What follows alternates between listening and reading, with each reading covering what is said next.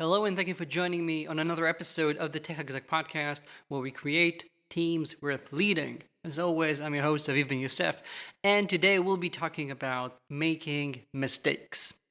If there's something that I continuously talk about when I want to help my clients grow their people, it's the fact that you have to let your people make some mistakes.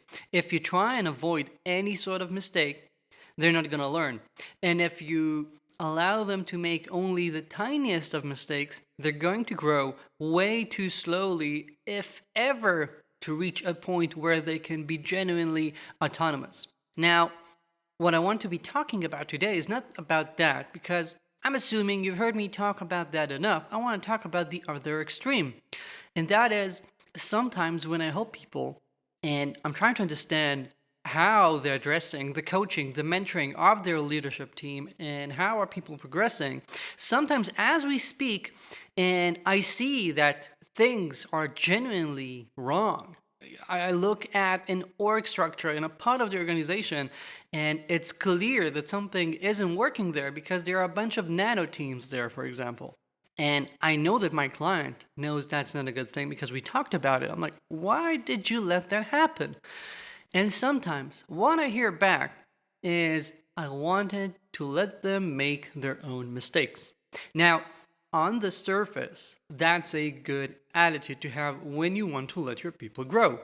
However, I want to talk about how we sometimes confuse letting people experiment, letting them grow, with abdicating on our responsibility as managers, leaders, and coaches for these people to ensure that these mistakes are actually worth making. So let's quickly talk about how, when you're letting people make mistakes, you're doing it in a way that's not going to bite you in the rear end later.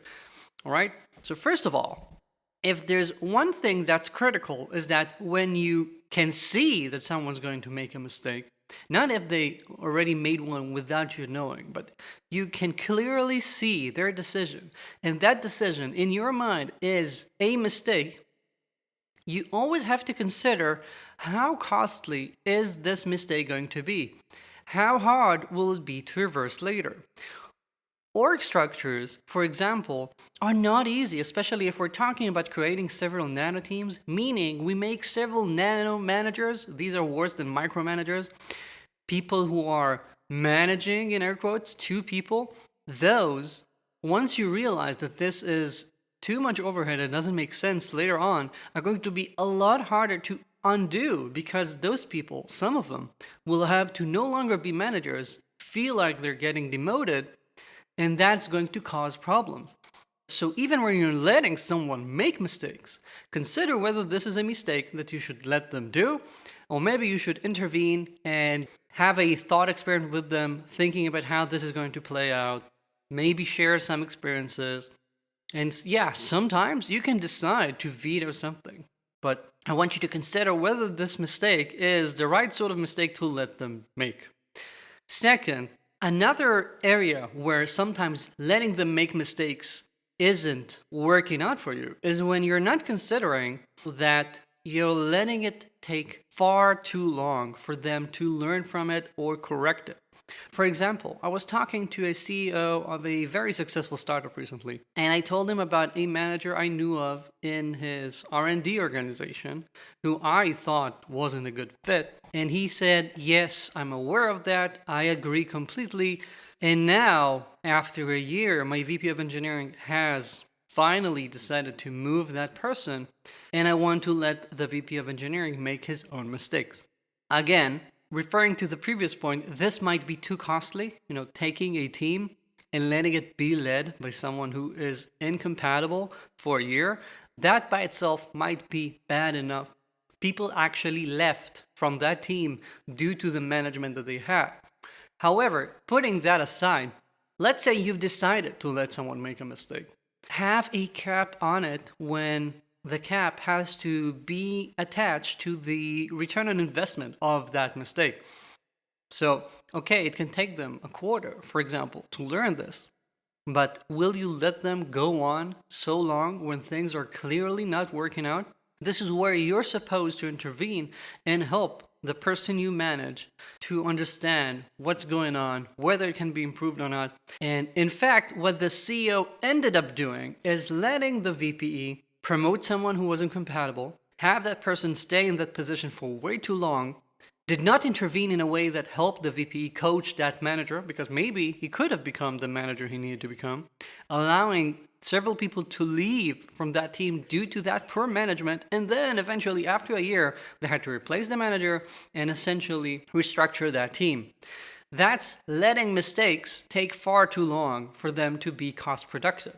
The learning the VPE got out of it is not in alignment with the cost this had for the business, okay? And sometimes mistakes, again, happen without you knowing, and that's just the cost of doing business. But when you're fully aware of a mistake and you just let it go on for a year, that's where I'm starting to think you're not really letting them make mistakes, you're just running away. The last pitfall I want to talk about is not making sure that your people actually genuinely learn from the mistake. Sometimes I see people making mistakes, correcting them later, only to repeat the same archetype of mistake a quarter or two later. And that's because they didn't really understand. They thought that that specific instance wasn't right. Like, oh yeah, those nano teams didn't work out, but that doesn't mean the nano teams don't work in our company. That sort of thing. And I want people to really understand what was the mistake. Why didn't something work out? And if you don't do that learning, you're not really coaching them, and you're not making sure that those mistakes actually have any ROI. We just talked about having some ROI. Now we're talking about not actually learning from them at all. Don't do that. Okay? Embrace failures, embrace mistakes, because that's how we grow and that's how we get experience acceleration. That's fine. And yet, if you don't close the loop, if you don't make sure that we actually learn from that feedback loop, it's not a feedback loop. It's just something that went on and no one is thinking about it anymore. Do not do that. All right? Because if you're going to be doing that, that's just me seeing you making a mistake, and I can't let that happen. Thank you for joining me. As always, do check out my newsletter for the best advice for tech executives online. And we're just starting Q2. If you want to make sure that it's going to be a lot better than Q1, reach out to me. My email's in the show notes. Thank you. I'll be here next week.